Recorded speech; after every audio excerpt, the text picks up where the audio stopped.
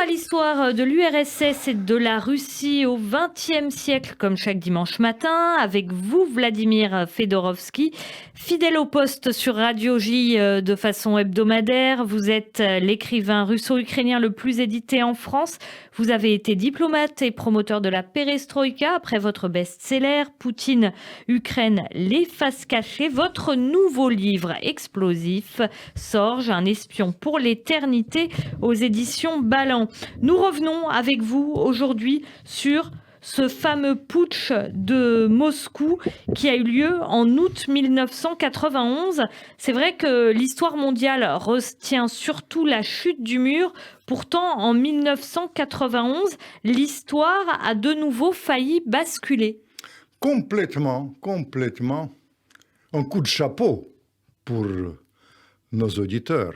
Et si on me permettait, surtout pour nos auditrices, parce qu'ils sont dans mon cœur, j'aime raconter les égéries juifs. Un jour, je vais vous faire ça. Et je tiens à vous dire une chose, que cette fois-ci, j'étais le témoin direct des événements. J'étais mêlé directement aux événements parce que à l'époque, j'ai quitté le service diplomatique et j'étais cofondateur d'un des premiers partis démocratiques en Russie, le mouvement de réforme démocratique. Et pendant l'affaire de putsch de Moscou, j'étais porte-parole de la résistance aux putschistes. Et ça, c'est-à-dire ce que je vais vous raconter, c'est vraiment le témoignage de premier plan. Je dois vous dire que depuis notre affaire précédente de la semaine dernière, le KGB et l'armée n'ont jamais compris la démarche de Gorbatchev et ils ont commencé à comploter. Ils ont dit que le seul recours, c'est destituer Gorbatchev. Et il faut dire que la majorité des membres du gouvernement de Gorbatchev, ils ont pris cette décision quand Gorbatchev il est parti au mois d'août de 91. Il était exténué, il est parti en vacances dans un endroit dans le midi de la Russie, au bord de la mer Noire, avec sa femme. Et à ce moment-là, les putschistes, ils ont commencé les préparatifs. Le jour fatidique, c'était le 19 août. Le 19 août, les chars, gens entrent à Moscou, il y a le roulement de chars, et je vais vous raconter comment le putsch a échoué. Parce qu'à ce moment-là, à l'autre bout de Moscou, il y a une belle femme, très belle femme, de 50 ans, allongée sur le lit. Elle allume sa télévision, c'était 8h15, et il voit les chars avec l'étoile rouge dans les rues de Moscou. Cette femme, elle prend le téléphone de couleur ivoire, avec les sigles de l'Union soviétique, et elle appelle son chauffeur, qui est chauffeur d'une énorme voiture, zile ressemblant à Lincoln des années 30, cette voiture. Donc elle appelle son chauffeur. Pour aller où? Pour aller au ministère de la Défense. Et c'est qui cette femme? Cette femme, c'était l'épouse du ministère de la Défense, c'était le ministre de la Défense, un certain Yazov, qui était le chef militaire des putschistes. En fait, c'est ça, les choses comme ça. Et après ce que je vais raconter, personne ne connaît. Elle a une jambe cassée, elle prend sa béquille, elle monte difficilement l'escalier, elle entre dans un énorme bureau du ministre de la Défense, chef des putschistes. À Moscou, vous savez, il a dirigé les armes nucléaires, les globes, les moquettes des armes nucléaires. Il était un peu enfoncé dans son fauteuil devant un énorme bureau. Et après, c'est comme ça que le putsch a échoué. Elle monte sa béquille et elle dit texto, parce que j'ai fait une enquête sur ça, « Vieux connard, si tu tires sur la foule, c'est terminé entre nous. » Et l'autre, il était enfoncé dans son fauteuil. Il dit, « Ma petite Tatiana, ne t'inquiète pas, les chars sont dans la rue, mais elles sont sans munitions. C'est-à-dire, c'est pas un vrai putsch.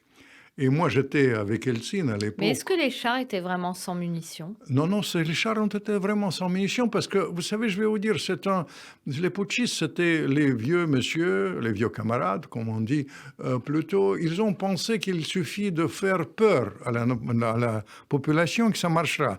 Mais notre démarche de la perestroïka était telle que la population n'avait plus peur. Il y avait au début, il y avait 1 millier de personnes. J'étais avec Helsinki, c'était 1 millier de personnes autour de nous. Et après, il y avait ça, le fait qu'on a connu que les chars sont sans munitions. Et après, la télé, pour vous faire plaisir, je dis, les journalistes ont joué un rôle absolument exceptionnel. Parce qu'à l'époque, les putschistes, ils ont réuni une sorte de conférence de presse en disant que Gorbatchev ne peut pas exercer ses fonctions, soit disant qu'il est malade, etc. Et le chef formel des putschistes, vice-président de l'URSS, un certain Yanayev, il commence à parler. Et là, le caméraman a joué un rôle par hasard. Ça. Parce que tout était filmé, c'est-à-dire retransmis en direct. Et le caméraman, au lieu de fixer son visage, il fixe ses mains. Et il fixe ses mains très longtemps, presque 20 secondes ou 30 secondes. Et ses mains tremblent.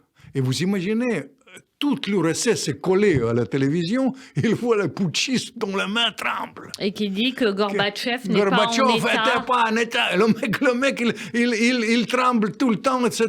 Et les gens, quand ils ont vu ce visage, ça a bousculé. C'est un moment, vous savez, comme de bascule. Les gens sont imprévisibles. On me dit aujourd'hui même les choses. Vous savez, il y a ces documents secrets qui ont été publiés par l'Internet. On dit que c'est l'espionnage. C'est un jeune garçon qui a basculé ça pour n'importe quoi. Vous comprenez? Il y a des choses imprévisibles. Et ce caméraman, il a joué un rôle dans l'histoire du monde. Parce qu'il a montré ses mains et après, il y avait le courage d'Helsinki.